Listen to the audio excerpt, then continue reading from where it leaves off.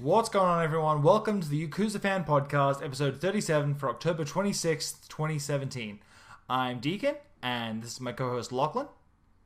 Hello. And we're here to talk about everything Yakuza related, the upcoming games, the latest news releases. Usually there's not a lot that actually happens week to week, but whenever there's major announcements, you can count on us to deliver them to you in our own special style. This is actually one of those weeks where there is almost, again, no news. Which is, I'm starting to figure out almost every week. There's always a slight trickle of releases of news when it comes to the Yakuza series. But there's never, any major announcements outside of, TGS. And then, maybe the week before release. So Sega doesn't have the budget for news. they really don't. It's so funny to me that they have a monthly, at this point, show with the Sega Nama, and Nagoshi comes on and he brings on all of his his big guest stars. This last week they had a Sega Raw. It was, I think, 3 hours long. They had most of the major stars of Ryuga Gotoku Kiwami 2, and they didn't really talk about anything new. They just kind of sat behind their desk for 3 hours. They talked about Sonic Forces. They talked about a little bit of Phantasy Star Online. That was pretty much it. So again, it's a slow news week. We'll just be thankful we're not getting Atlas news. Has there been any Atlas news? No, but what's this 2-hour live stream? Get literally nothing out of it. Oh yeah, Atlas is the best. You know, I would rather watch an Atlas stream sometimes just because at least they have fun with it. I think This that old woman screaming at a TV screen in the distance. that Persona 4 Dancing All Night and Ultimax live stream was maybe the best thing I've ever seen. Didn't she do the voice for one of the characters in Persona 4? Yeah, it might have been Teddy. Who knows? Yeah, I was just about to say that. Yeah, she's like one of the Grandma Gokus. Oh boy. Not hear a bad word said. About Grandma Goku? She does 4 voices on that show. Yeah. They are very versatile. She's been playing. How long has she been playing Goku for 30 years now? 5 years. Oh my god. That's nearly as long as I've been alive. That's insane. Yeah, 32. I think it started in 85 or 4, something like that. Anyway, so I'm going to jump into the Yakuza news. Again, there's not much. Scott and Sam, the two localization producers at Sega, they're still going strong with their live stream series where they basically chill out for a couple of hours every Friday. They moved the schedule up to about 11 o'clock so more people from around the world could have an earlier time to get in, chat, ask questions. They realize there's a lot of international audience that shows up for these shows. I highly recommend checking it out live. They give away usually 3 or 4 game codes for Yakuza 0 and Kiwami throughout the stream. It's super informative. There's a lot of little tidbits of information that they kind of let people know about. And so it's not nothing groundbreaking, but it's things like why they localized things the way they did.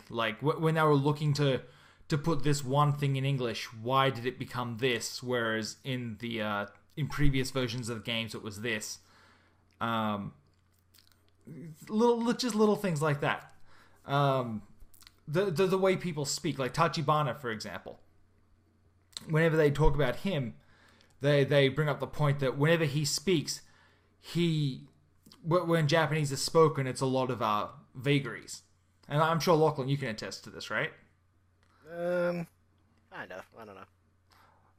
Perfect. And how many years of Japanese did you do again? 1. Okay, well, you know what? You're our Japanese expert here, so you just back me up. Whenever Tachibana speaks, he uses a lot of I and me. He is very purposeful and has intentions behind his language. It's not vaguely spoken like other characters are in the series. Does that make sense? Yeah. I can tell you this in Japanese. You can start cutting down sentences to remove subjects sometimes. Okay. Uh, Why? just the way the language is. Instead of saying, Okay. like, I and then did this, you can just kind of, like, say, I did this. Christ. Okay. So, All those anyway. weird tenses and short forms and... Yeah. Well, anyway, yeah, it's stuff like that. It's little localization things that really don't have a place outside of it, but when you know that it's coming down to like the guys that actually localize the game, and you get to see like a little bit of behind the scenes on the localization process and why some decisions were made, things like that. It's really interesting to sit back and watch. Like at some point, I have to like sit down with like a notepad and just note down all the weird little things that they changed, because I feel like that would be like a really interesting thing to kind of compile. There's a lot of just hanging out and shooting the shit, but then every so often you get like just little tidbits of information that's like, they were going to change the sunflower, was it the sunflower orphanage, like Kiryu's orphanage. It had to get its name changed back to Morning Glory Orphanage in Yakuza 6. In every Yakuza post Yakuza 0 because of Majima's nightclub. Because now suddenly it's got the same name as Kiryu's orphanage because they didn't think that far ahead when they first started localizing the games. So things that used to make sense in Japanese and didn't really used to relate suddenly do, but only because it was localized incorrectly last time. So going forward, so they don't have those problems, they need to make sure that everything that is localized is exactly the way it was in Japanese, because they're realizing that, oh shit, things are coming back, or things that are being created in the more recent games are suddenly overriding the localization things that they did in previous games. Does that make sense? Yeah. So, more swears. Ugh. There are some times where I really dislike the things that they do, but there's some weird localization stuff that I don't like where they use like Americanisms or anachronistic language. Yakuza 0 was real bad for that, where 1980s Japan and someone yells out holy fuckballs, and it's like, this is 1980s Japan. No, ain't no one saying holy fuckballs. Did a Back to the Future skit. Yeah, that's what it feels like. But you know what? I maintain that Yakuza 0 is still like the best Yakuza game. It's up there. Anyways. So tune in, watch that. Fridays are really good for me. I'm usually just hanging out in the chat. So if you want to hang out and shoot the shit with me, that's where I usually am. Come stop by. Just follow Sega on Twitch. And that's where they stream. Other than that, there's supposedly the Kiwami 2 demo. I think last time we talked about it was supposed to be hitting October 28th. That's this Friday. Whether or not that's still happening, I don't know. I know it was mentioned during a live stream, but I haven't seen it announced anywhere else since. Like, it's Thursday today. I would have thought that, a demo coming out of Kiwami 2 would have had a little bit more fanfare around it, Nah, yeah. It's just a weird demo. No one's gonna play this. I think it's supposed to be the Oh, you know what? Maybe it's not the one coming out on the PSN. Maybe this is the one that's just supposed to be like touring Japan. So if you want to, go and check it out, like there's a list of locations out there for where the demo is going to be. It's the exact same demo that was showcased at TGS. What's that? Bundle it into a bullet train, take it around Japan. Pretty much, yeah. And then starting tomorrow, if you go to the, I believe it's the Bit Camera in Tokyo, you can meet Nagoshi and Yokoyama and get some autographs and play the demo, stuff like that. So, anyone who's listening to this today, get your ass out to Shinjuku. Shinjuku? Yeah. Or is it Akihabara? I don't know. It's somewhere out there. It's, again, I'm doing this at like 1 a.m., so if things are a little bit more scatterbrained than usual, that's why. That's Akihabara's pretty close to Shinjuku anyway. Yeah, I think so too. But like a train right away. Yeah, everything in Japan is a train right away. It's an island nation. I think I did the math once where how long it would take to travel via train from one city to another, like from like the topmost point, the topmost train station in Japan to the bottommost, and it was only like I think 10 hours, something like that. Like it's not that bad. What's that? Depends which train you're taking. Regular. I'm talking bullet train. I'm talking bullet where you can. Yeah, that's always been one of my dreams, is to ride on the bullet train. I feel like that'd be so much fun. Yeah, everything got to when I went. Oh man, we stayed in Tokyo, so. Oh yeah, I guess. Oh, I know. Go back and go down to Kyoto. Oh hell yeah! Get out to Osaka. Yeah, that's my plan. When I get a chance to visit Japan, I think I'm gonna go on the Yakuza 5 tour. And I'm just going to hit up every city that's in Yakuza 5. Just do a landmark tour. Like, one of my favorite things that they did in Yakuza 5, and they haven't done it in any other game, and it makes me super mad. You meet like a guy who's doing like a travel like brochure kind of thing. And you talk to him, he's like, hey, I'm trying to find like this city's best landmarks. Can you help me out? And your character's like, yeah, man, I can help you out. And then you have to go around and find all of the famous landmarks in each particular city that match up to their real world counterparts. And then you take a picture with them and you bring them back and they're like, oh yeah, this is the so-and-so famous for this. And it's actually like a little tourism mini game. And that's what I want to do. I want to go and do those mini games in real life. Just go and see all this shit that they featured in the game. I know that this is like super weeaboo stupidity, but I would love to go and do that. Well, I mean, if you're just seeing landmarks, it's not. Oh, no, I know. Trust me, I know that, but the only reason that I want to see them, like some of them I don't even care about, but because they were featured in the game as part of these sub-stories, I want to see them. Maybe that's just my super fanness coming through, but that would be amazing. So, I think that's pretty much it for Yakuza news. Nagoshi had an interview with Geo Online where he showed off like the steelbook case. The steelbook edition of Kiwami 2 still looks amazing. I really hope they bring that over. It's just Kiryu's dragon and Ryuji's dragon just embedded on a nice die-cast metal case. It's cool. Other than that though, it's been kind of slow. I did mention they did a Sega Raw. Or a Sega Nama. Again, they changed the name. It's had like 4 games. I remember for a while it was called Nagoshi Raw, then it was Sega Raw, then it was Sega Nama. I don't even think they hosted. They were hosting it in the Darts Live bar for a while, and now they do it in like a green screen somewhere, which is really disappointing. I really like the live aspect of it when they were hosting it in the Darts Live bar. Anyway, so they did that. There was nothing really that came out of it. They just kind of sat down with the crew of the new game, and they ran through like a couple of locations. They just showed you like the new city in the Dragon Engine, which still looks amazing. They went into the Club Sega. They showed you one of the new games that's coming out in Yakuza Kiwami 2, which is Virtual On, which I don't know anything about Virtual On. Like, I don't know why this has never come up for me.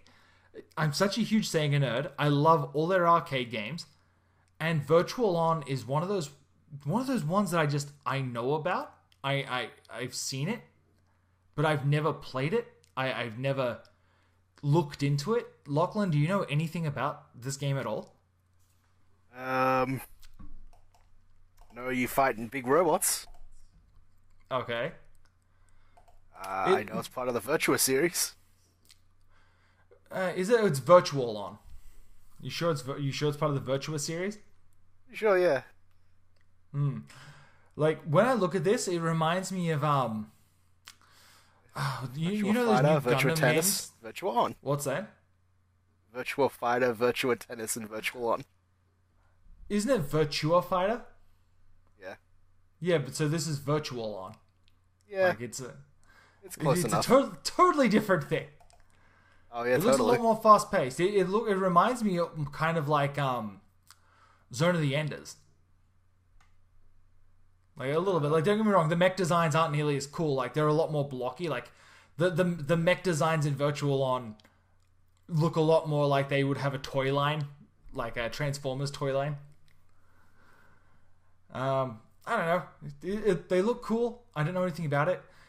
I'm a little bit disappointed that, like, we got in Kiwami 1, we got the what's it called, the Mesu King minigame, which was a play on the Mesu King game that came out in 2005 when Yakuza 1 was released. In Kiwami 2, we have Virtual On, which is just, it's Virtual On. I mean, don't get me wrong. They also didn't they also put Virtua Fighter in 5 or something? In 5 they had Virtua Fighter 2, I think. In 6 they had the Virtua Fighter 2015, I think. So, something along those lines. I can't remember exactly, but which I still don't know if the new Virtua Fighter in the localization of 6 is going to be the English version, or whether it's going to be an untranslated Japanese version. I mean, I guess either way I'm okay with it, but it just seems strange. Just a ROM they can swap out. I don't know. Like, I really don't know. I would have thought there'd be like an extra certification process for this, but it's very unclear. So which one? It's Virtua Fighter, what, 5? 4? Hold on a second. I need to look this up now. Now you got me second guessing myself. In Yakuza 6, you mean? Yeah. Yeah, Yakuza 6, they had... So 1 second here while I bring this up.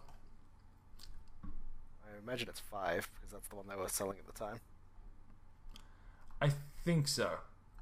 Apparently I can't find it. I'm looking... I don't know. I can't remember. I don't want to dig that deep. Yeah, but Virtua Fighter 5, I think, is the one that was just like you can. Yeah, Virtua Fighter 5. Piecemeal. It's Virtua Fighter 5. The final showdown. Yeah. Is the one you can play in Yakuza 6. Yeah, that's the one you can just download off PSN and like buy characters piecemeal. I think. Is that on Is that on PS4 though? I don't know if it's on PS4. I think it's on PS3. Yeah, I know that the one in Yakuza 6 is like a locked 60 frames per second, which, look, it's super weird because like Yakuza 6 itself is only like 30 frames. So when you jump into Virtua Fighter 5, it's like, oh wow, this actually runs way better than the game that I'm playing this inside of. I mean, it's not bad. I like it. I really like playing Virtua Fighter 5, but it's just one of those things where it's like, I'm glad this is here. It's kind of a cool value for money, but at the same time, I don't really care. I want to play Yakuza. Yeah. Well, I imagine it's probably just the arcade version. Yeah. I think so, yeah. Something like that. Like, is there a lot of Japanese text? I can't imagine there is. It's not too bad. If anything, I think the menus might be in English for the most part, and there's like very minimal Japanese text. It's basically an arcade machine. Yeah, precisely. Like, my friends were playing Tekken in Japan, and it was just like, oh yeah, this is just Tekken arcade game. There's nothing. There's nothing in Japanese here that would be bad. Yeah. Oh yeah. I miss arcades so much. It's been so long since I've like stepped foot in one. And he scanned his character data on a card. I was like, I gotta save all this data. Yeah. The next time I go to an arcade. I was just about to say, next time I'm here, I'll be able to load it right up.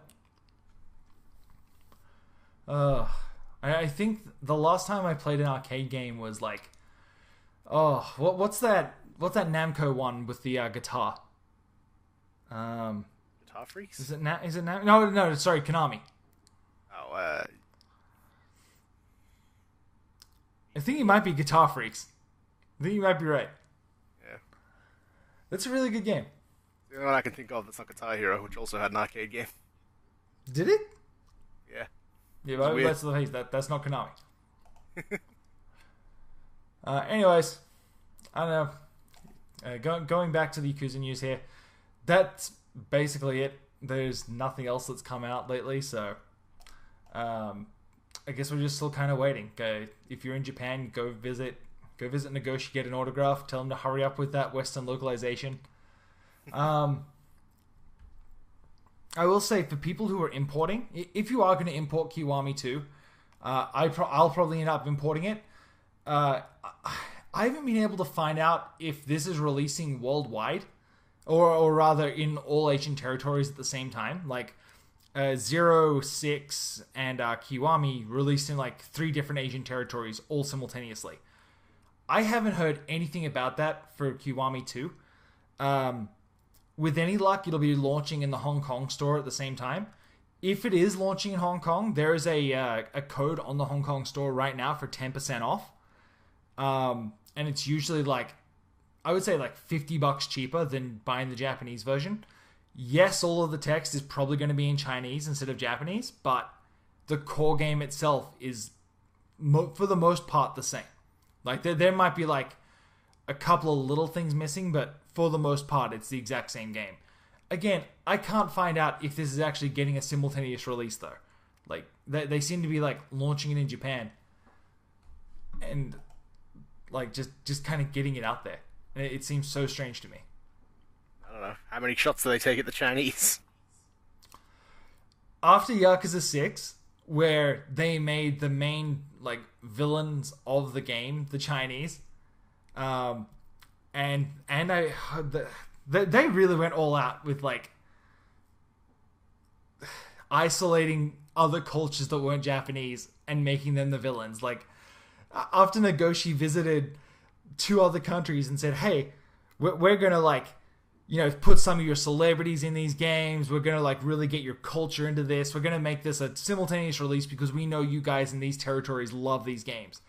And then they doubled down on making everyone that wasn't Japanese a villain.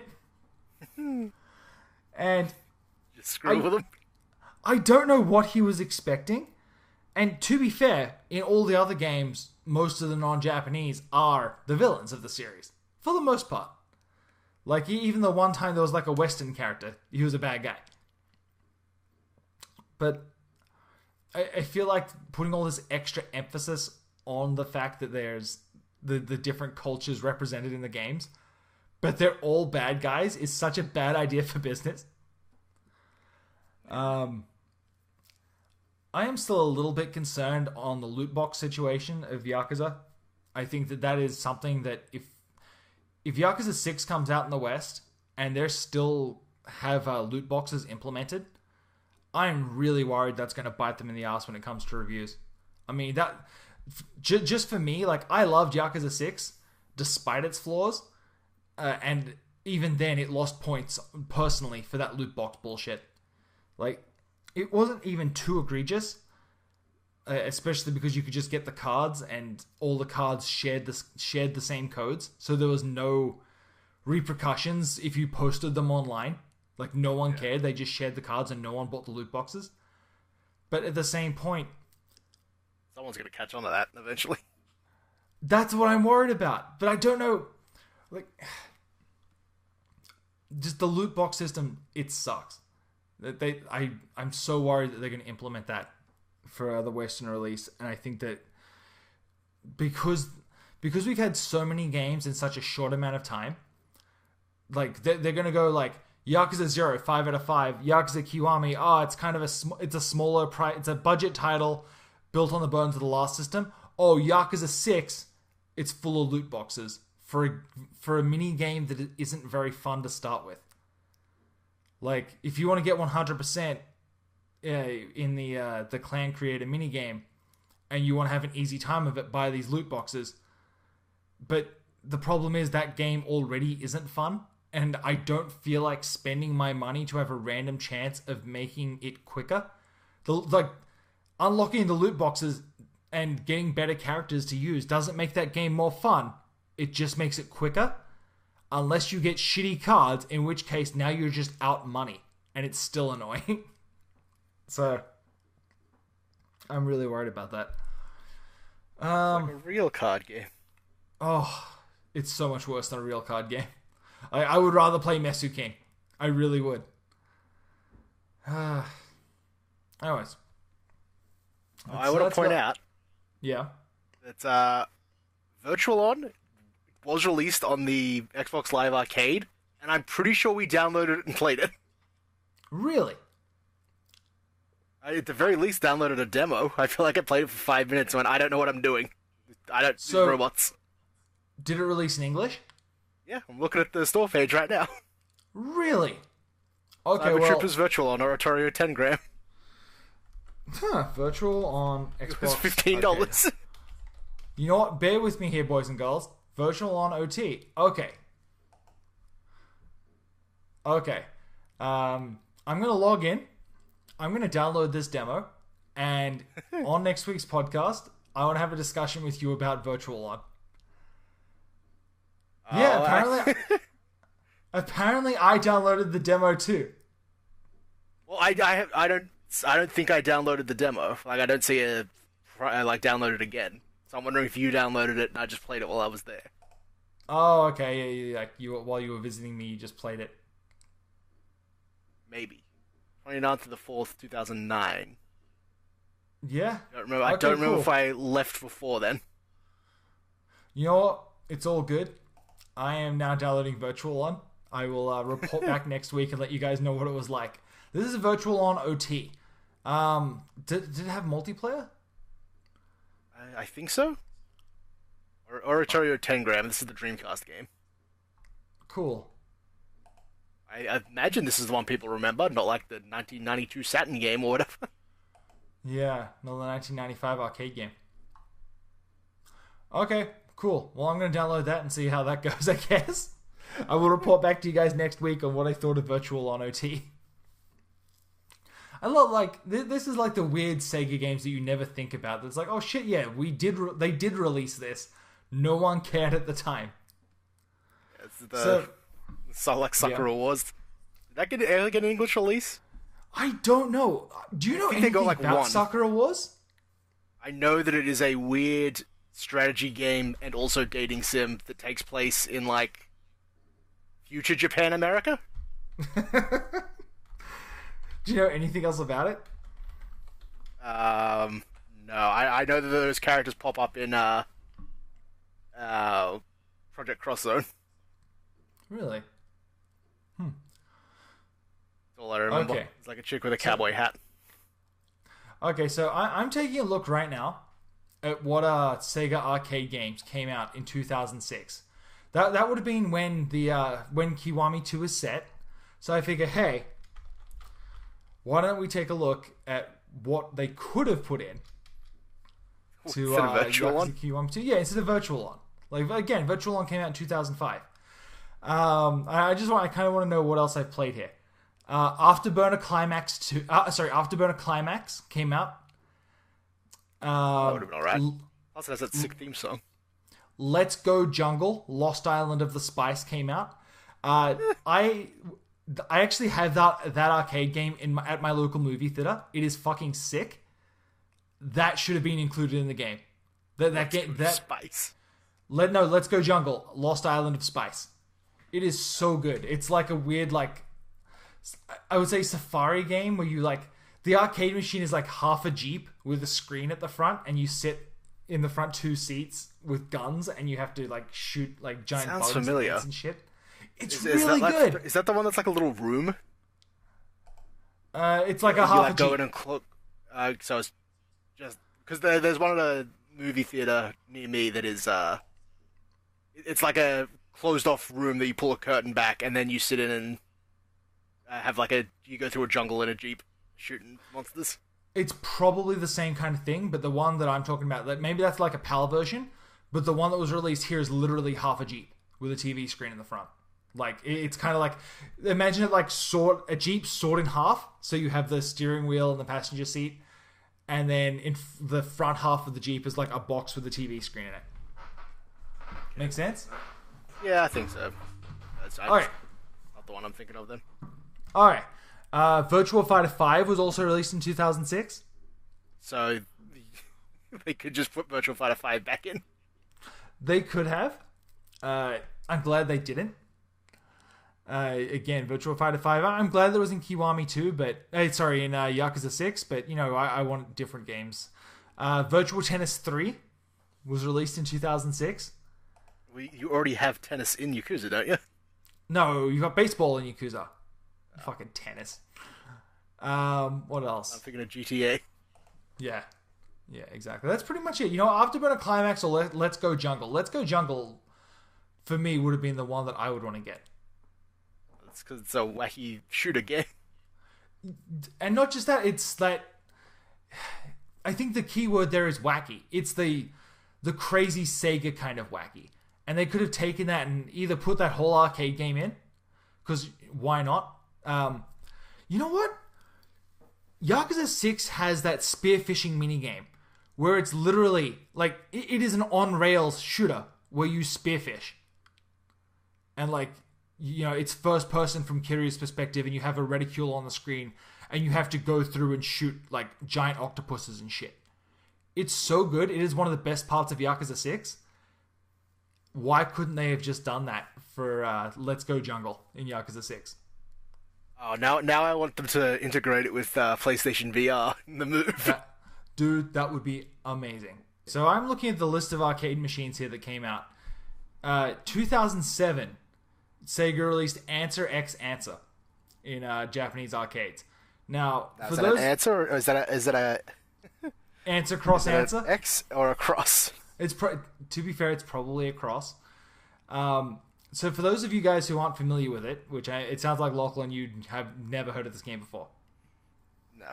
Sounds like a quiz game, though. It is. Starting in... It's one of the things that they cut out of Yakuza 3, and people are super mad about it. But it's like... It's a quiz game that was in Japanese arcades, 2007, where you would be asked a question, and you would need to quickly select the... I think it was the kanji to give the answers. But, the kanji... The way that the answers are put together are so particular with the kanji and the amount of spaces that it was not only unfeasible to convert this over just because there's not enough slots to fit the text in English. Like, they would basically need to recreate the game from the ground up with an English-speaking audience in mind. Like, it wasn't just something where you could go in and quickly swap out the text. With the way that the machine itself works to select the right answers, you need to have an understanding of Japanese. Like, a very good understanding of Japanese. So, yeah, that was one of the things that was ended up cut. But again, this is... my point that I'm getting to here is Yakuza 3 had Answer X Answer, a game that was time appropriate for Yakuza 3. Like, when Yakuza 3 was happening, that was the big Sega arcade game. You could go into the Club Sega and play it. And it brings me back to my point of, like, Kiwami 2 is supposed to be appropriate to 2006, and we have the arcade game from 95 that you can play. I don't know. To me, that's just a little bit of a disappointment. Does that make sense? Yeah, which one's in Kiwami? Is it Virtual one? No. That's in Kiwami 2. Kiwami 1... that's what I meant. That's what I meant. Kiwami 2, sorry. Yeah. Kiwami 1 had Mesu King. But, like... Well, But Kiwami 1 didn't just have Mesu King. It had a new version of Mesu King. Like, instead of playing, like, actual bugs. Like, the original Mesu King arcade machine, you get cards and you play as actual, like... beetles trying to beat the shit out of each other with a rock, paper, scissors style. In Kiwami, you play as hot beetle babes trying to beat the shit out of each other. Yeah, to be fair, though, they just stole that minigame from Zero and then put a bunch of bug costumes on the women. No, the Mesu King one is completely different to the one from Zero. The one from Zero makes no goddamn sense. Zero at least makes sense. I don't know. It really does. I will give you that I think they stole the animations from the one from Zero, but the game itself... They just had to reskin it. Well, then they just combined Mesu King with the animations from Zero. Yeah, the one from Zero sucks, though. Anyway, my point is that I think that they should have gone a little bit extra for Kiwami 2's arcade game. I'm hoping they're going to show something else. I'm hoping that I missed something, like that there was like some extra thing that they showed in the Club Sega that I just am not aware of. Yeah, Space Harrier. I am. Don't get me wrong. I am very happy that the claw machines are back. Club Sega was one of those things in Yakuza 6 that were just like, oh, okay. Virtua Fighter 2 is back in Yakuza 6. So you got Virtual On and Virtua Fighter 2 you can play. And again, the claw machines are back, which I don't know why they were missing from Yakuza 6. Like, but it's one of those things that, like, it was so disappointing that they weren't there. Yeah. It's weird that they kind of seem to have lost the attention to detail. I think their brand new hyper-detailed engine. Honestly, I think they spent so much time developing the Dragon engine that they just ran out of time. Like, there is so much in the Dragon engine that I just think that they ran out of time to implement everything. Kiwami 2 looks like it's got everything that you want. Yeah, I'm watching a video right now. He's got Kiryu walking around a Club Sega, and yeah, it's Virtual On, Virtua Fighter 2.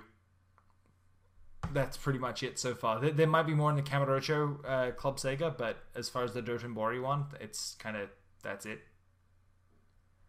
Yeah. Which Virtual On is it? I think it's just the first one. Yeah. Operation Moongate? I don't know. All I see is the words virtual. Look, smart. All I see is the words Virtual On. You know what? I could probably bring it up here. Let me skip through this video a little bit to get to a title screen. Virtual On. It doesn't say. Oh, come on, Kiryu, you're killing me here. Virtual On Cyber Troopers. That's all I got. The rest of the title's in Japanese. Oh, well, that's just the name of the series. Okay, then it looks like it's the first one. It specifically says 2005 in the copyright. Well, I'm gonna guess the original one was 95, so then I'm gonna tell you that that's the one that it is. Don't get me wrong, it looks great. Like, all of the models look like, you know. Well, it could be the 2000 nice and crisp.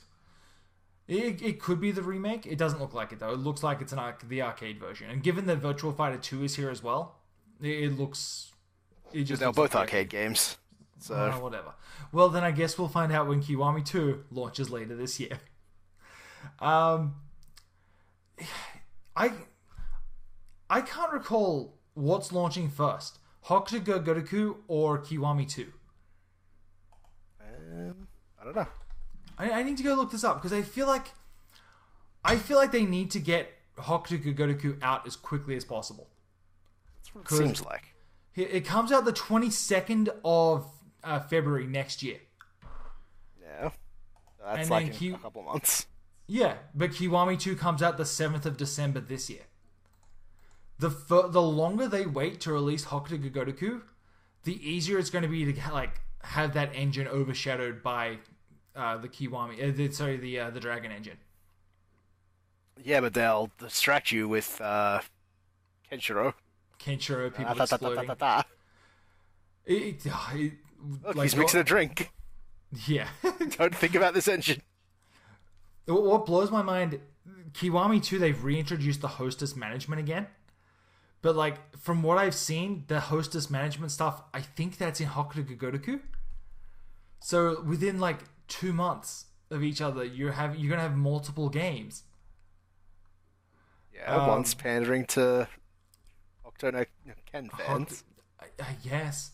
I was very impressed that while you're wandering the wastes in Hokuto go Gotoku, you can come across, an old arcade machine, and then you, unbury it, and you find the I think it's the Master System version, or maybe it's an arcade version of... I assume it's the arcade version of Outrun, isn't it? Or is that Hokuto no Ken? No, it's Hokuto no Ken.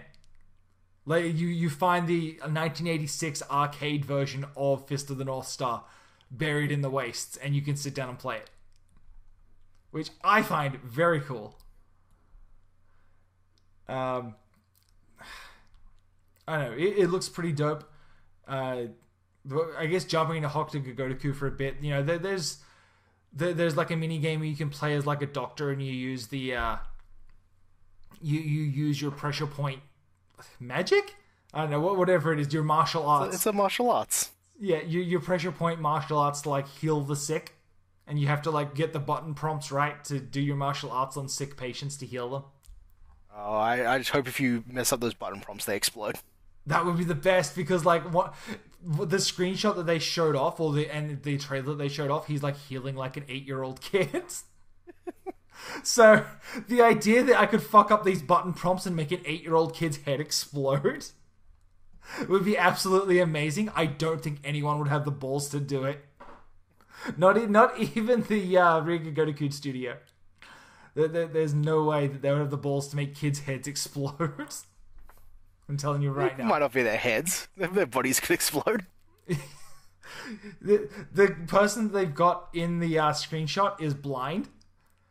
And like he's putting the his chakra, like, hitting the pressure points in their skull. So yeah, if something goes wrong and that kid's head explodes, I will be absolutely amazed. It's a brutal world. It's the North Star. It really is. Sometimes you go into a guy. Going? I don't know. I've got no idea what's happening in Fist of the North Star. I doubt it. What were you going to say? Sometimes you go into a what? Oh, see, sometimes you go to see a guy claiming to heal you with chakra and your head explodes. Yeah, it happens. Oh, boy. What a good series. I don't know. I'm so up in the air about whether or not I'm going to import Hokuto Gotoku.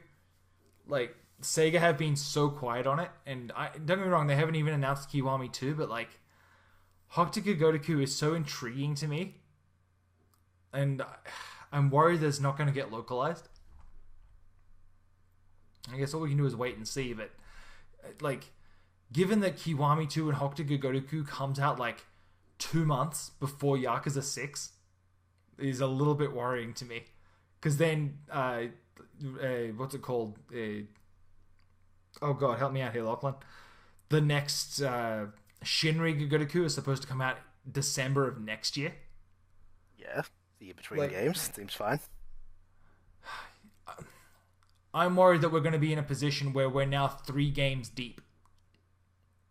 Like, we just... What, unlocalized ones, or...? Yeah, like, we're gonna have just caught up with the last 3 games as of next year, and we're gonna be another 3 games behind immediately. Well, Hokuto Gotoku is not a Yakuza game, so you can throw that one away. No, fuck off, I want that game. It has... All of the cast is the cast of Riga Gotoku. It's made in the Kiwami engine. Like, yeah, that is a Riga Gotoku game with a different paint job. Like, and I mean that literally. It is literally a Riga Gotoku game with a different paint job. I want it. Yeah, but that'll be like Ishin and Kenzan. It won't be localized. Oh. But what's really funny is, if there was one game that I expect to succeed a little bit more than Riga Gotoku in the West, is Hokuto Gotoku. I think Fist of the North Star has a bigger fan base than Yakuza in the West. Probably. Like, or at the very least, been around longer. Yeah, it's been around longer, but I think that there is a wider pool of people who know what Fist of the North Star is compared to Yakuza. Maybe not after Yakuza 0. Like, Yakuza 0 introduced a lot of people to Yakuza. But I don't know, man. I feel like Hokuto... Oh, Jesus Christ.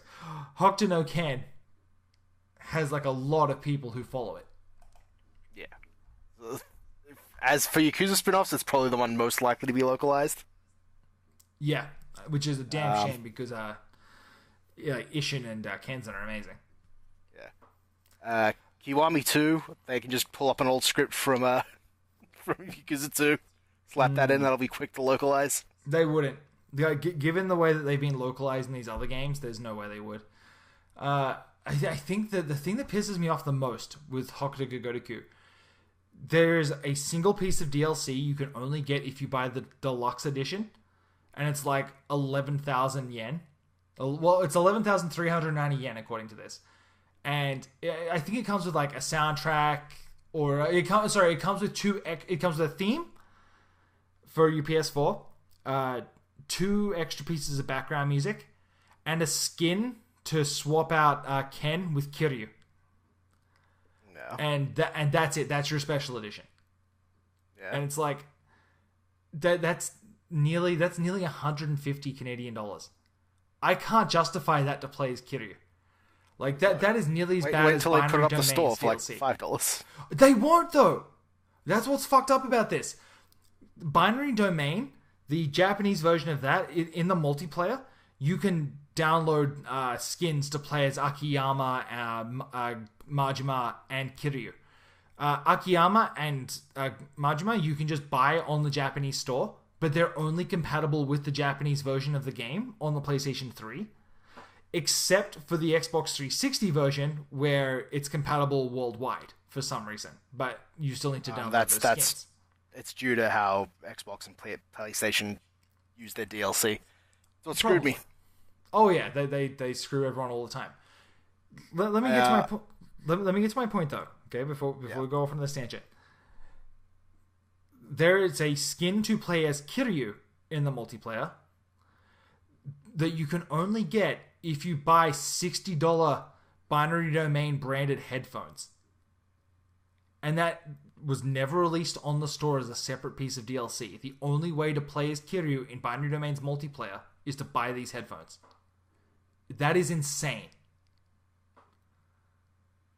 Like, there's no other way for me to say this. It is free money. Like, I would have paid that. No joke. Like, I don't even play Binary Domain buy those multiplayer. headphones. Yeah, but I'm not going to buy those headphones. Like, I can justify a $5 purchase of Kiryu.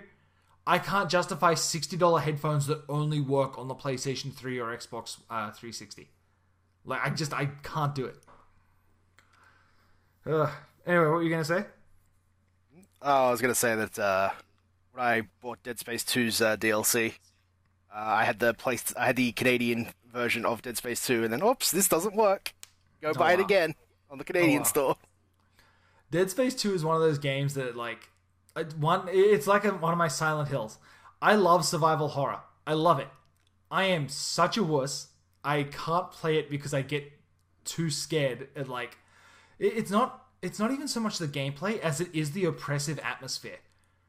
Like, I just get, I don't want to say claustrophobic, but like, there's just something with those oppressive games that put me so on edge. Like, I'm not terribly scared of the monster design or anything like that. It's just that feeling of dread that I have playing a survival horror that I both love and makes me never able to play them past like the first 20 minutes. Like, I've started Silent Hill 1 like 4 times. The furthest I've made it is the school. And as soon as that music changes to that oppressive, like, industrial, like, what is it? Like, just like the thunking and the grinding. Does that make sense? Like that kind of background track is just like, okay, I can't do this for my own sanity. I'm so scared. I was watching the playthrough earlier today. I was like, oh boy, this music really getting to me. Yeah, that music is really good. Like, but by today's standards, all the monsters in Silent Hill are like bullshit. They're not even scary. They're almost like silly to adorable. But that atmosphere, oh, it's great. But yeah, it's too much for me. Too much for me to handle. Yeah. Oh boy. Okay, so I think that's pretty much everything that I can think of for in regarding Yakuza news. So, do we want to jump into what we've been playing this week? Sure. It'll be a short one. Sure. Okay. Well, why don't you go first then? Still playing Kingdom Hearts. Okay. That game's never ending. Oh, this is the mobile game, right? Yep. Just unlocked a new Keyblade. Okay. You know what? Remember when Keyblades were like? I only played through 1 and 2, not even all of 2. So I remember when someone shows up with a Keyblade, I was like, oh shit, that guy's got a Keyblade. This is like an event. Oh my god, Keyblades. And now I feel like everyone has a Keyblade. Well, here's the thing. Yeah. Had you finished Kingdom Hearts 2, that ends with the Keyblade graveyard of, hey, there was a Keyblade war with 1 billion Keyblades at one point. Okay, but like even that feels special because that's like At least that's the reveal of, oh my god, there were like mighty warriors and all of them had keyblades. This is fucking nuts. Yeah, and that's what the mobile game's about. Okay, but when you I don't want to see the context of that. I just want to see I just want to see the aftermath of that. It's like when I watch idiot anime boys throwing their keyblades around, it's like, oh wow, you guys weren't badasses at all. This is fucking awful. Please stop. Like it's the same problem that I have with Star Wars, where in the prequels, oh, just give everyone a fucking lightsaber. This guy's got 2. This guy's got 4. Everyone gets a lightsaber. Whereas in the first movie, it's like, dude, this was your father's lightsaber. A fucking lightsaber is like the dopest shit ever, and only like true masters can use them because we're all guns and lasers now. And it's like, oh, this guy's a fucking laser sword. This guy's a badass. And then the prequels, it's like, nah, give everyone a fucking lightsaber. Everyone gets one, even people who aren't Jedis. Just fucking give them out. This guy's got a double-ended one. Yeah, Kingdom Hearts had that problem immediately in 2. Like, towards the end, Riku shows back up and he's got a Keyblade. It's like, oh shit, he got a Keyblade as well. And he just makes one and gives it to the chick. And he's like, here you go, can you Kairi have a Keyblade? It's like, wait, what? He's just making Keyblades out of literally nothing? What? Is that how it works? I thought see, that's my problem here. It should be an event. You should have to like earn your Keyblade through selflessness, not just fucking gifted them to you. They did. That's the confusing part. Is the first game is so the Keyblade has such a strong thing about it, where it's like there's one in the entire universe, and the way Mickey gets one is he goes to another universe and steals theirs. See, that's cool as hell. That's what I'm talking about. That's so fucking dope. Oh. And there's a whole thing about Sora and Riku have to like Riku was supposed to get the Keyblade, but because he became evil, Sora just gets it accidentally. And he has to prove that he's worthy of like having a stronger heart to master it than Riku does. It's this whole thing. And then Kingdom Hearts 2, I'll just make one out of nowhere. Here you go, Kairi, have one. Oh, yeah, there was a war. Whatever. You do this test, you get to use a Keyblade. It's not even like a test of heart. It's like a written exam. It's an open book written exam. They show it to you in Birth by Sleep, and it's literally like, hey, fight a bunch of like really weak monsters. Oh, that's awful. Okay, well, is there anything else you've been playing? Yeah, finished Samus Returns. Yeah. I got my amiibo. What's your hot take on that? I love it. I finished it like 2.5 times. It's great. Okay. It's super disappointing me that Nintendo will make one every like 15 years. Yeah, I've been trying to get into to the original Metroid still. Sorry, into Super Metroid. I'm still kind of like, Danganronpa. Yeah. Well, you could finish Super Metroid in like 3 hours. I'm sure I could. I don't know what it is about Metroidvanias. There's just something about them that I just lose interest. I want to play them so badly, and then I just don't. Yeah. It bugs me that it's like, Nintendo, just make a game and I will keep playing it. Yeah. I don't want to like trade this in or anything. I just want to keep playing more of them. Yeah. It's hilarious. Like I finished that game and then I was like, well, I got this amiibo here. I might as well play Fusion mode. Yeah. And even after finishing that, I was like, I kind of still want to keep playing it. Oh, wow. See, that's where I lose interest. Like, don't get me wrong, I have a hard time playing them to start with, but like I have so many games to play that I'm such a one and done kind of person. Like the way that I consume my entertainment, it's like I'll do this game, then I'll do this game, then I'll do this game. Like Mario Odyssey comes out tomorrow, and I don't know what I'm gonna do. Like straight up, I don't know how I'm gonna find time to play that game. Because I've got so many other things that I want to play. Like, I went through my Amazon pre-order list. Like, when E3 hits, the Canadian Amazon store puts everything at like 30% off. And as long as you pre-order. So, yeah, I just pre-order it, and then if I get to it, or if I decide I don't want it later, fuck it, I just cancel it. Like, no big deal, right? Yeah. And, like, I went and canceled, like, 3 other games, because I'm like, I'm going to be playing Mario. I don't give a shit about these other games. I will wait until they're cheaper. But, like, there are other games coming out that I still want to play. And I don't know what I'm going to do about them. And I'm really worried that either I'm going to skip them, or Mario is just going to be put on the back burner because it's like, no, that's too much. Yeah. I imagine you'll get like halfway through Mario and go, yeah. Okay, here's what I'm banking on. Every single week, I take my kids to dance class. And I have 6 hours where I am sitting in a dance studio. It is going to be minus 20 outside in like the next couple of weeks, so we're not going to be able to leave. Like right now, we get to dance, we drop like my older kids off, and then all my other little kids, we go for a walk outside. We enjoy the nice fall weather. It's great. Within the next couple of months, it's going to be minus 20, and I'm going to be bored out of my fucking mind, and that, my friend, is when Mario Odyssey is going to be there for me. Now, my other problem with this is Golf Story exists. And I really want to play Golf Story. I love sports RPGs. I don't know what it is about them, but like, it's the same with sports anime. I fucking love it. I'm not a sports fan at all. I don't give a shit. I don't follow any sport. I get bored at the idea of watching sports. But if you give it to me in an anime form or a video game form where I have to like follow a story, like I kind of wanted to play NBA, what is it, 2K17? 2K16? Which one was written by Spike Lee? I don't know, the Living the Dream one? Yeah, I kind of wanted to play that. If they had introduced like a rival character, that's what it is. It comes back to Tony Hawk's Underground. I think that game introduced me to Eric Sparrow, and then I was all in on the idea of the rival and becoming the best. Well, Living the Dream does have a rival character, but he doesn't fight you on the court. He just hangs out and steals all your money. Blackmails you. No. See, it has to have that like that anime undertone of like, here's a rival, or you have to do these.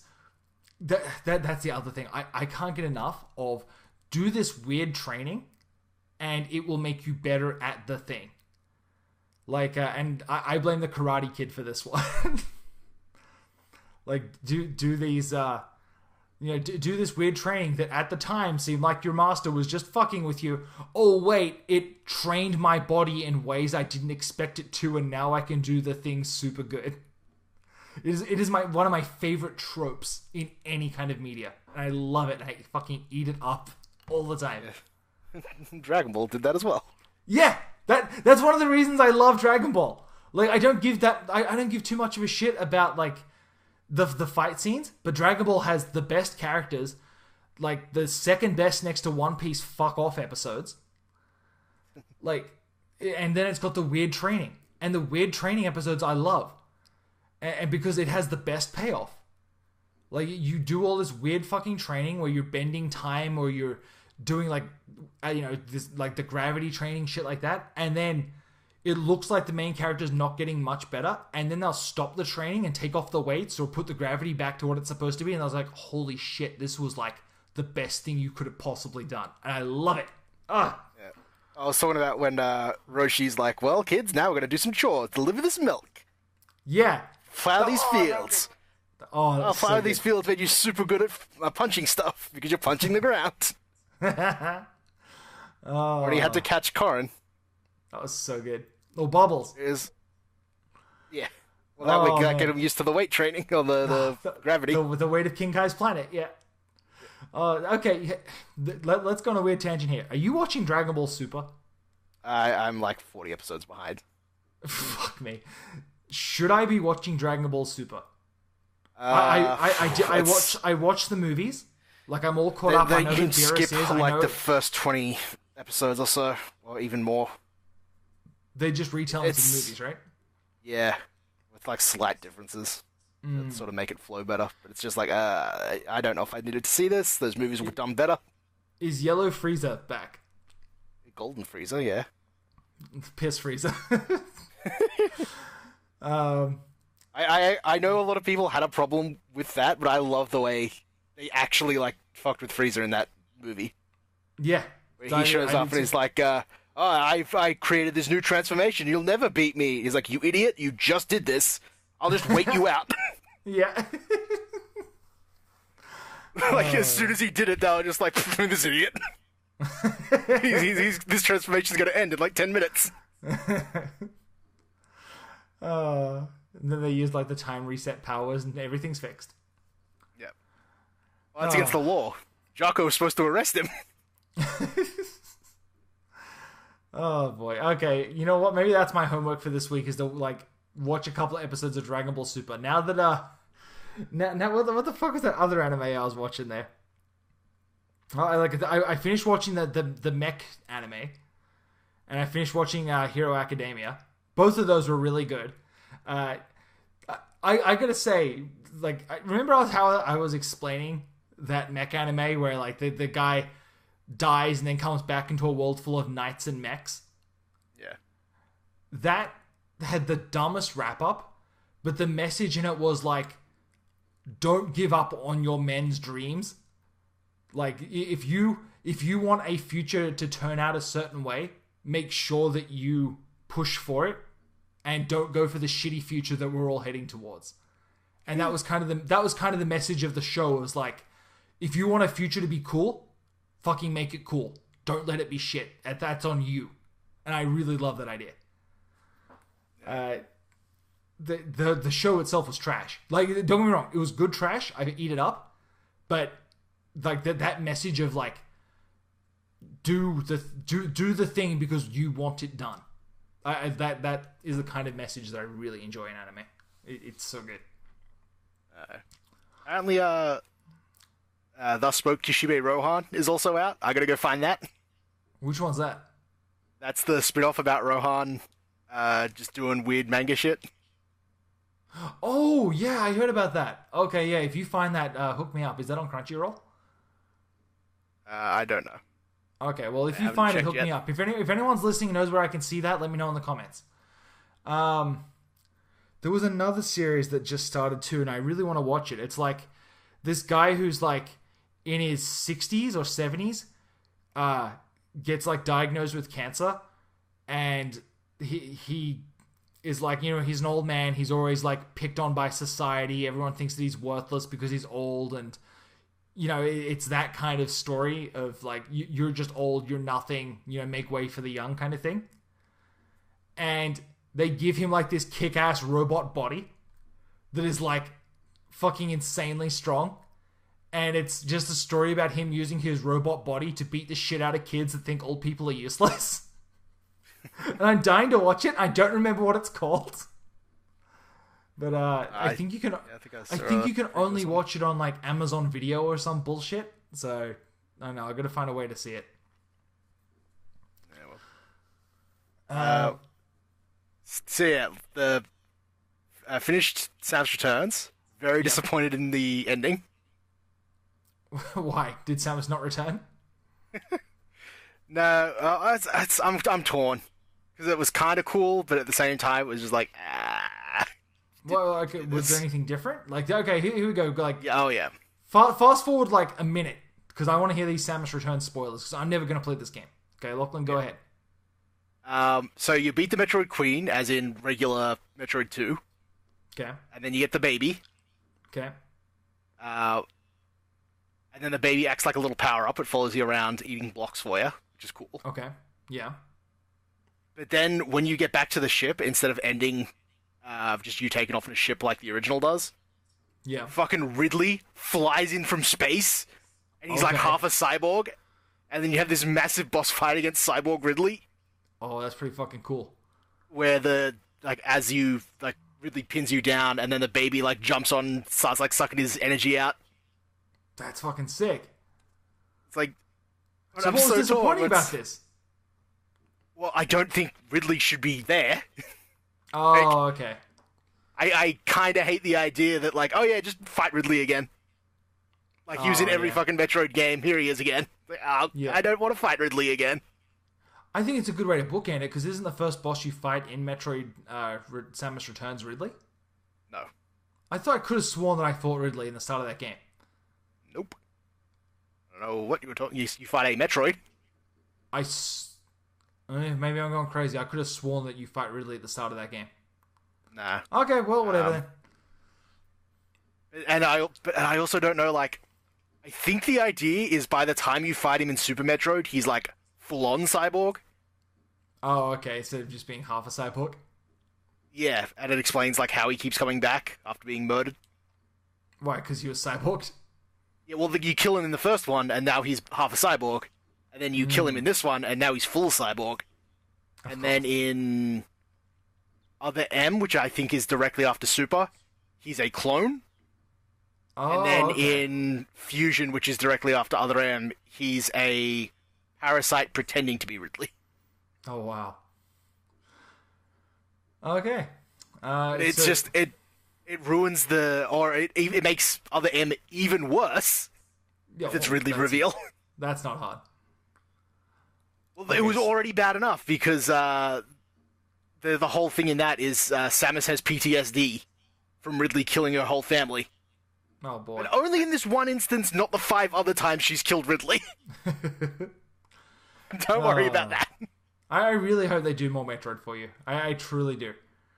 Let's move on because we've got to start wrapping things up here. So what else have you been playing besides Metroid? Yeah, finished Cuphead. Cuphead's fantastic. Yeah, did you do a full pacifist run? All of the run and gun levels, yeah, I did pacifist. Okay, so you got the black and white Not filter. too bad. Yep, it's fun. Cool. It's in black and white. Did you get the music filter?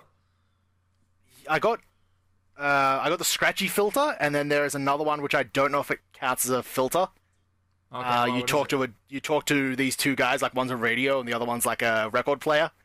Yeah. He's like, that radio guy, Wolfgang, he's too fancy schmancy with all of his different tracks.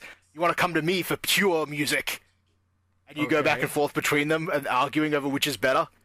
And eventually the record player's like, here, let me show you what true music's like. And he takes away all of the music tracks except the piano. And it just changes all the background music to piano stuff. I don't know how I feel about that. That's kind of cool, though. It's really cool. And then you go back to the radio and he's like, oh, don't you hear this terrible piano music? Let's add back in those backing tracks. And he puts it back to normal. That's really cool. So this isn't like a thing you have to unlock. This is just a... You do unlock it, but you go back and forth between those two. It's like a very, very simple... Oh, okay. Just talk to these guys for a couple of minutes. Okay, yeah, I get you. Cool. Whereas the other ones are like, hey, get A in like 20 levels. Ugh, yeah, fuck that. Unlock this filter. So, Yeah. Okay, so would you recommend people check out Cuphead? Absolutely. I love it. Yeah. I was going, after you finish the game, you unlock expert mode. Yeah. Which lets you boost the max ranking you can get from A+ to S rank. Oh, I did the first couple levels. Yeah. I got the S rank, and then I got to that fucking blimp boss. Yeah. And an expert mode actually does change certain things, like you fought the two frog guys, right? Yeah. Instead of doing the second phase where he turns into a fan and like throws bouncy balls at you. Yeah. He throws bouncy balls, but then after that he will do the boxing glove punch from the first phase as well. Oh, that's kind of cool. And I like that. Yeah, like at the start of that fight, instead of alternating between like throwing out fireflies and throwing punches, they do them both at the same time. Oh, okay. So depending on the boss, like the first boss, they up the speed of the attacks, so it's like, whoa, this is really fast. And then other ones, they'll be like the blimp one. Did you do that one? Was that the first? It's the first plain one. Yeah. Yeah. I don't think I beat it, but yeah, I reached it. Like I'm still very early going in that game. Again, I'm playing it with my 8-year-old son, so it is. It's already hard because the bosses. I don't know if they do more damage or they take more hits. They take way more hits. Yeah, like they take almost like double damage. Yeah. So yeah, it's very slow going. Let me put it like that. Well, that boss will randomly choose like it'll either turn into Capricorn and fire like a bunch of homing arrows at you. Yeah. It turns into Gemini and like they dance around and create like a hurricane kind of thing. A stationary turret kind of thing. Oh, okay. So it'll either do one or the other. Whereas in expert mode, they do both, and you have to get through both of them for that phase. That's kind of cool. You know what? I like that. So, yeah, I am liking the way they switch up the the phases and stuff, but having to do both of those phases, just like, oh, I can't. This is killing me to try and get the S rank. It's so hard. I think that's really cool. Anything else you've been playing? I don't think so. Cool. I think that might be it. Awesome. Okay, well, I'll quickly jump into mine here. I'm still working my way through Danganronpa. My plan to get that done before Mario hits is not looking good. It's now 2 a.m. and I think I've only just now hit the halfway point in the game. It is... I don't know if it's actually longer, but it feels longer than the first two.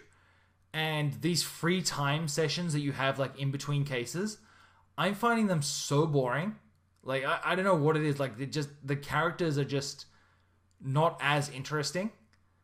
And their motivations, I don't find them as interesting. But, I don't know. It's just kind of...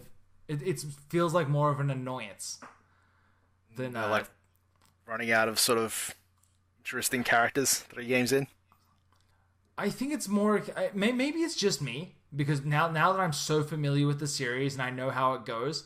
These parts of the game I know aren't the good parts. Like, the fun part of the game is, hey, someone was murdered, solve the mystery, now try and now argue about it in the class trial. I'm finding that the downtime parts in between just aren't as fun. Like, they're not even close to as fun as they were in the previous segments, and I think that's just because I want... There is a cool mystery under this that I want to know more about, that feel like I'm being fed so slowly that I just want to get back to it, and I already feel like I don't know how to put this. I feel like my time isn't being respected in the game, and when I hit these segments of downtime, I feel like it's even less so, and it makes me do... Like, I wouldn't mind doing these segments if it was a case of, here's a list of people you can hang out with during this time period. Pick who you want to hang out with, and we'll go do it. The fact that they bring me back to my room, and there's like a semi-open world that you have to slowly walk around in first person to find the person that you want to talk to, then talk to them, and then hope that you've got the one rare item from the gacha machine that they want, so that you can give it to them, so they give you even more of their backstory and you earn a friendship fragment from them that you can then slot into your skills list during the case to give yourself an extra effect once you reach full rank in their friendship, is so tedious and boring, and I don't want to do it. All I want to do is solve the mystery. That's where I'm at right now, and it's such a shame because the game is really good. It is pure Danganronpa. It's a lot of fun. The comedy, I'm loving the story. I'm loving the characters. I think that the comedy is all there. It's all great. And then you have these long sections of downtime that I don't want to be a part of. So, I don't know. It's so weird seeing that game getting 9s and 10s. And it's like, I could see getting 9s and 10s if you cut out this boring bullshit.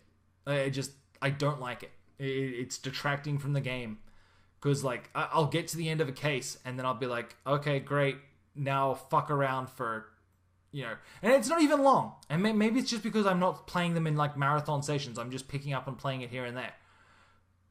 I feel like you just did this amazing case. This was really cool. There was some good reveals. There was like characters breaking down. You know that moment in Phoenix Wright where you find the villain, like we find the culprit, and they have that amazing breakdown animation.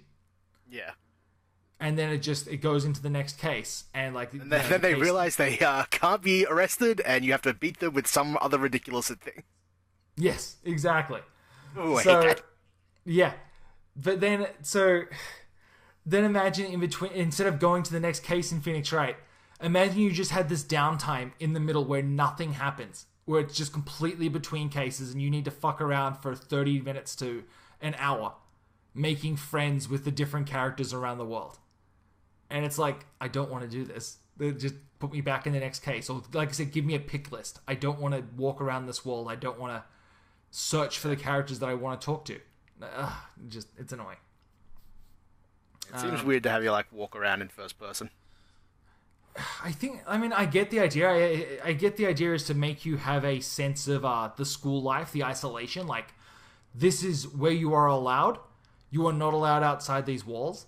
But as the game goes on, things start getting a little bit more surreal, where you're like, how does this place exist? But I have no answers for this at this point, and so it's just making me mad. Yeah.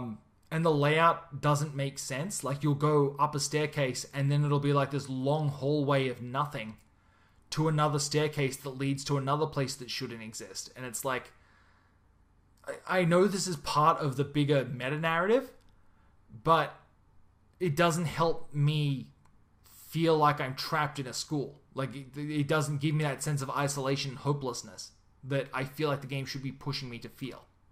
Does that make sense? Like, it's giving me the wrong feeling that I feel like the game is trying to make me feel. Like, early in the game, they introduced this, like, escape tunnel where you have to play a platforming segment to try and escape. And it's like, it's set up to be impossible. And I played it once, and I'm never going back. I barely remember where it is, and I don't care, because as far for me, there's nothing there worth me trying to do. Anyway, I will continue that. I will let you guys know where I end on my Danganronpa adventures next week, hopefully. Again, though, with Mario coming out tomorrow, we'll see how that goes.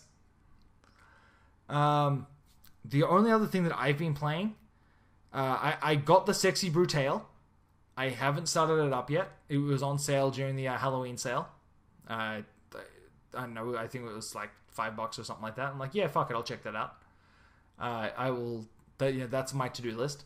The only other thing that I've actively been playing that came out today, this morning, is Taiko Drum Session for the PlayStation 4. So this is the first time that I can think of, outside of the one PlayStation 2 release, where a Taiko game, which is... I don't know how many people remember this. In Yakuza 5, you can go to the Club Sega, and there is like a giant drum arcade machine in there that you can play. And it's got like 3 songs that you can choose from, and it's like a music rhythm minigame.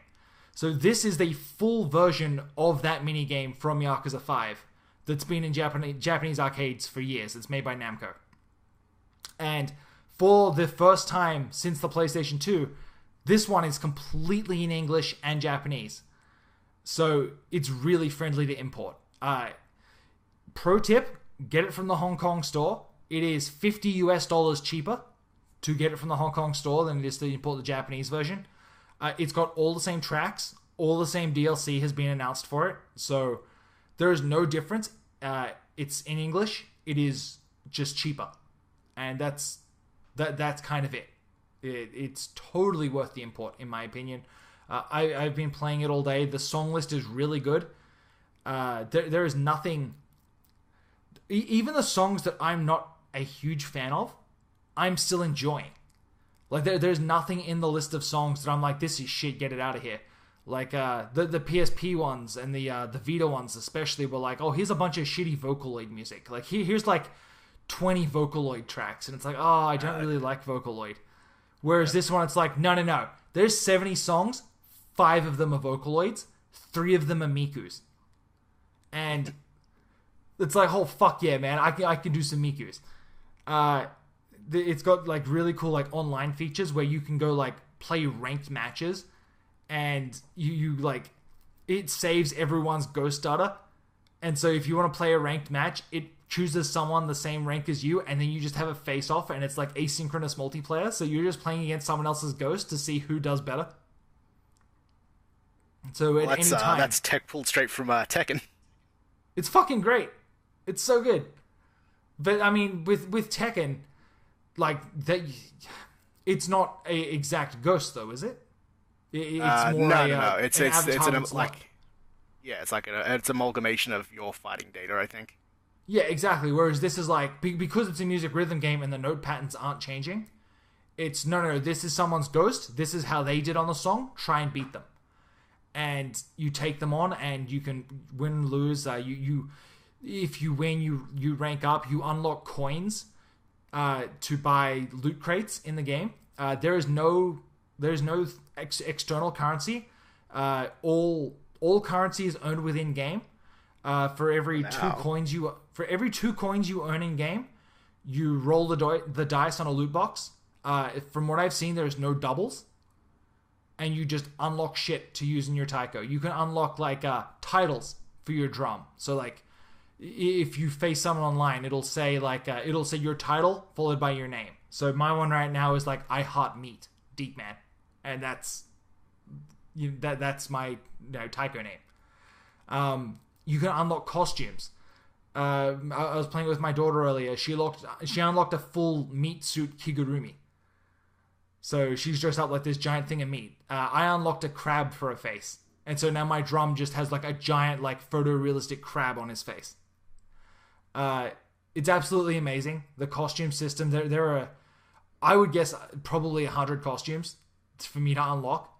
Again, there as far as I can tell, there's no way to get doubles. It's just play the games, get coins. Pro tip, if you want like coins quickly, there is a CPU controlled multiplayer match of the Hello Kitty theme song in Japanese. It is 45 seconds long. It's crazy easy, and every time you beat it, just for playing it, you get a coin.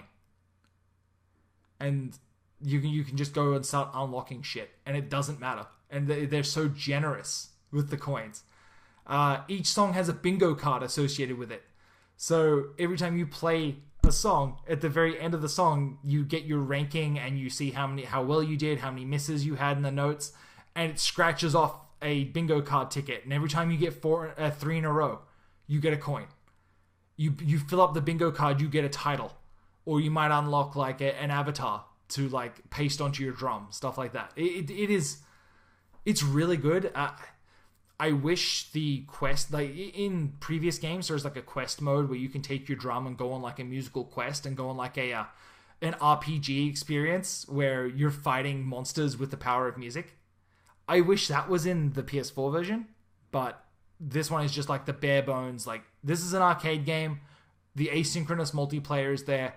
I think this one's in 4K. It's totally worth it. Like again, if you can import this. There's a demo up on the Japanese store. It's got 3 songs. One of them's a Pac-Man song. One of them's like a Namco original. It's so fucking catchy. If you're a fan of Japanese music, of music rhythm games, Taiko Drum Master is my favorite music rhythm game ever. I highly, highly recommend downloading the demo. Or if you've got Yakuza 5, just set some time aside this weekend and sit down with Yakuza 5 and replay that drum segment because it is so much fun. I think that's basically it for all I've been playing. Lachlan, did you think of anything else? No. I did play Taiko while I was in Japan. It's so good! Big drum. Dude, the arcade machine is the best. That's the other thing. Hori released a drum controller for the PlayStation 4 version. It is on my wish list. I might import it for Christmas time. Like I am some way or another. I'm going to get a Taiko no Tatsujin actual drum, like for my PlayStation 4. That's how much I am in love with this series. Please check it out. Like it is totally worth it. It's so much fun. Like pure joy. Like a bunch of pictures of idols surrounding it. I was like, I don't know what this is advertising. Like real life idols. Yeah. I imagine it was that they had a AKB48 song or something in there. Yeah, well, from what I understand, all of the Taiko machines in Japan are like connected to the internet, and so because there's so much music in Japan released all the time, if they can go to Namco and just submit their song, pay Namco a bunch of cash. Namco does a note chart for it and then rolls it out to all their Taiko arcade machines. And that's how it works. And then people can just play all of these new songs that are like chart toppers in Japan. Yeah. Which I find fucking brilliant. Scrolling through it, I was like, don't know what this song is, don't know what this song is. Let's just go to the anime section. Oh, here we go. The theme song to Totoro. I'll do that one. Yep. This one has Totoro. The theme song to Dragon Ball Super is in it.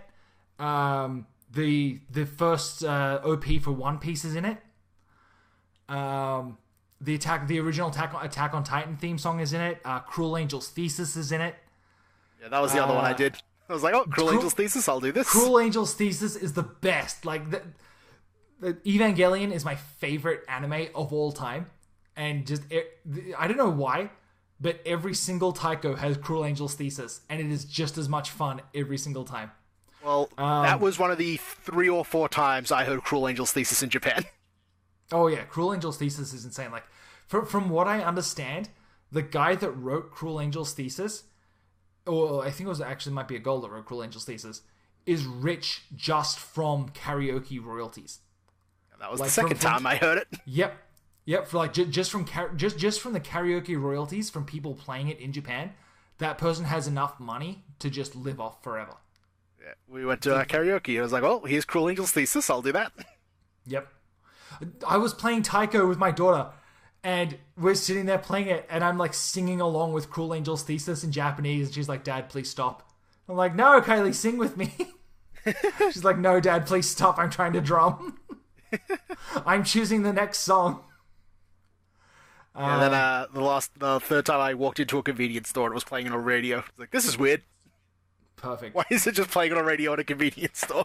You know what? It would have been even better if it was that other song from End of Ava, "Come Sasa Todd."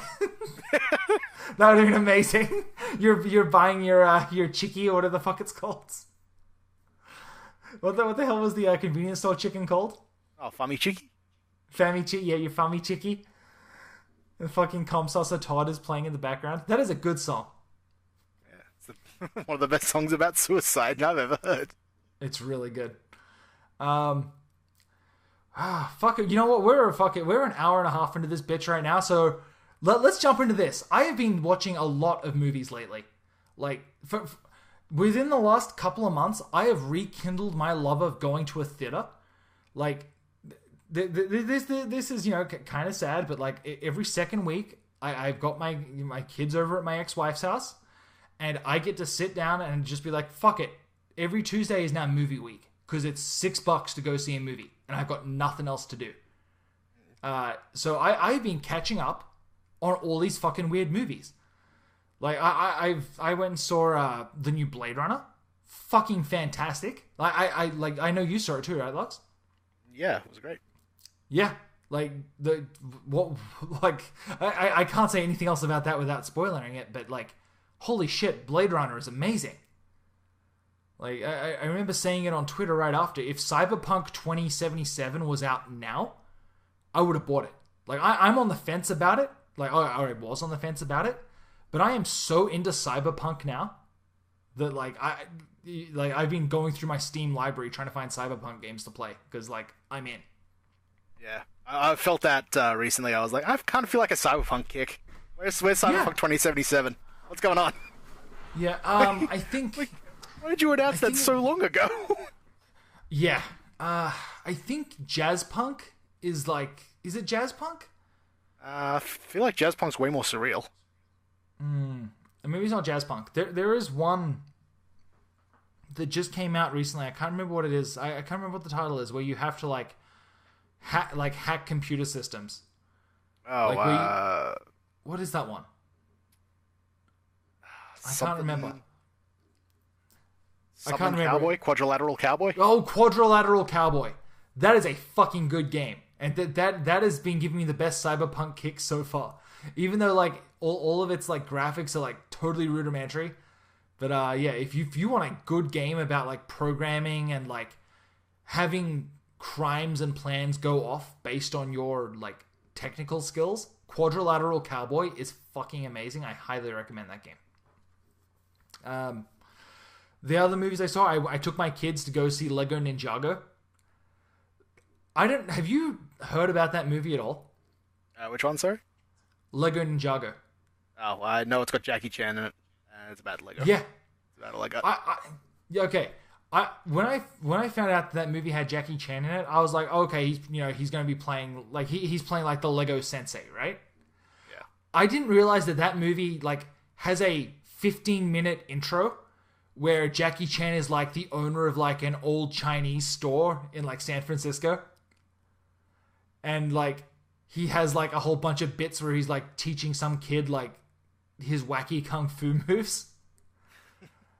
And my favorite part of the movie, Is this live action Jackie Chan or Lego Jackie Chan? No, it's live action Jackie Chan, and then like he tells the kid this like a motivational story about how cool it is to be a ninja by using like Lego pieces, and then it like cuts into the movie, and that's where the movie's set with like Jackie Chan narrating and also being a character in the movie. First of all, don't get me wrong, this is a kids movie. Like there is no. If you're an adult going in expecting like high art, that's not what this is. This is a straight up kids movie. It has got humor for kids in it. That being said, it has a lot of really funny Sentai jokes that I was not expecting. Like they do a lot of really funny things with like the Lego props. Like at one point, the bad guy makes himself a mech that shoots out sharks. And there's this one bit where like the main villain's being held up at gunpoint, and they tell him to like drop his sharks, and so he like releases a tank on his back, and like all of the sharks just flop out onto the ground, and like all these Lego sharks just start flopping around everywhere, which is fucking hilarious. And then they're like, okay, and release your shark leg holster as well. And he's like, oh, what are you, an idiot? I don't have sharks on my leg. And then they're like, cut the crap. We know you've got something. He's like, I've just got a few dolphins. And they like drop him, and then he releases a valve on his leg, and a bunch of dolphins fall out and start flopping around. It's like, what the fuck are we doing? It was so fucking weird and surreal, and I loved it. Like I'm sitting there with my 8-year-old and my 4-year-old, and we're just laughing our asses off at how ridiculous this thing was. Like it's one of those things where like you're probably not going to enjoy it as an adult, but if you go see it with kids, fucking great. Lego Ninjago, I would say my most surprising movie that I've seen. Go check that out if you got kids. The last one that I'll talk about is I just went and saw The Foreigner with Jackie Chan. And I didn't realize... What's that? Is it any good? Dude, I fucking loved it. Like, first of all, here is one where I say, if you walk into that theater and it's 90% kids, turn around and walk right out. So many people thought, like, that people see Jackie Chan and they're like, oh, Jackie Chan, my favorite kids entertainer. This is not a kids movie. It is like there is like sex scenes and like, adult situations, like people get maimed. It is like Jackie Chan of like the early 2000s, when he was making more hardcore movies. But I don't know what hardcore movie Jackie Chan's made. You'd be like where they weren't comedies. Does that make sense? Like where he was using maybe Rumble in the Bronx. That's the hardest core I can think of. Sure, like that's a good example. But like this is a Jackie Chan movie where there was no. It wasn't supposed to be funny. It was Jackie Chan showing off his kung fu prowess, but everyone brought their kids to see it because they thought it would be Jackie Chan being a kung fu clown, and it is not that at all. And it also doesn't help that The Foreigner sounds like, oh, wacky Asian man comes to the West and doesn't know what he's doing. It does. You know what? Don't get me wrong. I believe it was based off a book called The Chinaman. Oh, that would have been so much better. I don't know whether that would have been better. If I recall, it's written in... I don't know who wrote the book, but the screen adaptation and the director is the guy that directed GoldenEye 007. It's got Pierce Brosnan in it. It's set mostly in England and Ireland, which I didn't expect. And like all of the stunts just remind me why Jackie Chan is the fucking best. The one thing that it didn't have that like upset me is it didn't have Jackie Chan outtakes in the credits. And I know tonally for the movie that's not the best because again it's not a comedy, but that's one of those things that I really enjoy seeing in his movies. Like is the stunts going wrong. But yeah, if you get a chance to see The Foreigner, Please check that out. I can't recommend it enough. I thought it was a lot of fun. I thought Pierce Brosnan was great. Jackie Chan was great. The action was good. It is not a comedy by any stretch of the imagination. Like every time like that a comedy. No, it doesn't. But every time that Jackie Chan did one of his like cool stunts, like it'd be like again, this guy. I think Jackie Chan's in what, his 60s or 70s at this point. I imagine 60s at least. Yeah. I think he's in his 60s, and he does like cool martial arts shit. And it's like every time that he did something cool, the audience around me would explode with laughter, like it was a bit. But it's like, no, this isn't a bit. He just did something really cool. You fucking idiots. Like, call me cynical, but stop fucking laughing at this. Like he's doing an actual, like this is for a 60-year-old man to do this. He's not trying to make you laugh. He's doing a fucking amazing choreographed fight here. Like, we had that we went to see Gran Torino with an audience of Australians. So when it's what's his name, Clint Eastwood. Yeah. Oh, you damn whoops! Oh no! Oh, he hates those Koreans. Racist no. Korean names. No. That's really bad. See, but that's just it. Like, I can't. I was just sitting there, guys. This wasn't a joke. He's being horribly racist. Yeah, he's not being funny racist. He's just being actually racist. Like, this isn't like ironically racist. This guy, like this character, is actually racist, and you're all laughing at it. And it was the same thing with the foreigner. Like, he's not putting on a bit. Like within the first 10 minutes of the movie, his daughter is caught in a car bomb and she explodes. And he's laying there crying, holding her mangled corpse. And then he goes on like a revenge kick. And like, it's a dark storyline. And every time that he did some cool kung fu shit and someone laughs, it tonally ruined the movie for me. Yeah, oh, it was so upsetting. Like, I wish I would have paid the extra money to go see it on, like, I don't know, like a fucking Wednesday night in an empty theater. I would have enjoyed that movie by myself. But I digress. That's not to speak of the movie's quality. Like, audience experience and, the movie itself, two different things. That's how we saw the Foreigner. Blade Runner. The same here. Middle of the day, there was like 6 people in that theater. Dude, Blade Runner is so good. Like that is one of those ones where I'm considering going and seeing it in IMAX before it goes out. Like I feel like that movie especially would lend itself to IMAX. I think that's basically it. Yeah, Lox, do you have anything to plug before we get this wrapped up here? Not really. No, how's that? Hearts if you want to join that clan. Yeah, how's that Sonic Mania review coming along? Slow. Yeah. Ironically. I bet. Yeah. Boy. Yeah, I know. But I'm still working on my Halloween treat here. It's again, that's going slow for me. Just like that, I thought it would be easy to get set up what I wanted to do, but the more that I think about it, and the more I try to implement it, it's like, oh boy, Deacon, you really didn't think this through. I don't want to reveal it because I want it to be a surprise. But like, the more that I hype it up now, the less of a cool thing it's going to be, and the more it's like, wow, Deacon, you put way too much work into this. Not to mention the fact that like I've been like real sick the last couple of weeks. So like the last week, I like had to take a day off work. I was feeling so shitty, and it's like, guys, I work from home. I can roll out of bed and walk downstairs to go to work, and I had to take the day off. That's how shitty I've been feeling. But anyway. So I think that's probably a good place to wrap it up for now. Again, this is a little bit of an extra long episode. It's now 2:30 in the morning for me. I'm still going strong because I had a little bit of a nap. So anyway, I'm gonna wrap this up. So follow me at YakFan on Twitter. Lachlan, follow him at Ross Deichenberg.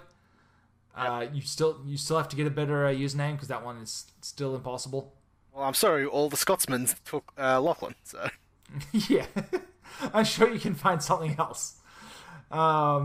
Anyway, so thank you guys for listening. Like us on Facebook, follow me on Twitter.